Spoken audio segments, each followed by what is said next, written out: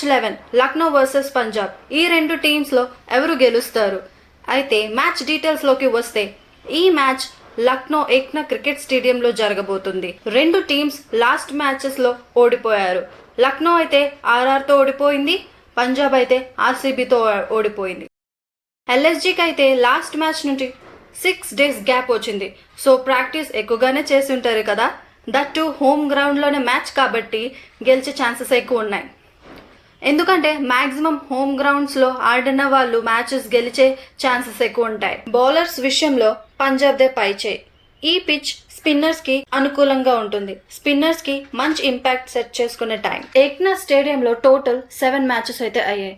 అందులో first batting చేసిన వాళ్ళే మ్యాక్సిమం విన్నింగ్. సో ఈ గ్రౌండ్ మీద మ్యాక్సిమం ఫస్ట్ బ్యాటింగ్ చేసిన వాళ్ళకే విన్నింగ్ ఛాన్సెస్ ఎక్కువ ఉన్నాయి.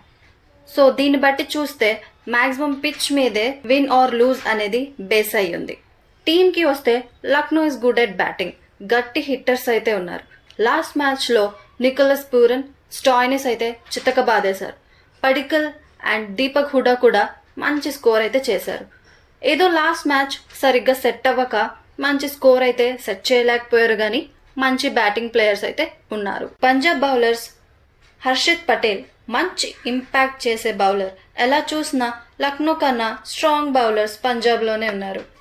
ఫైనలీ ఈ టఫెస్ట్ పిచ్లో రెండు టీమ్స్ ఎలా పర్ఫామ్ చేయబోతున్నారు అనేది చూడాలి. So all the best both teams. Please like and comment your opinion and share with your friends, and don't forget to subscribe the channel.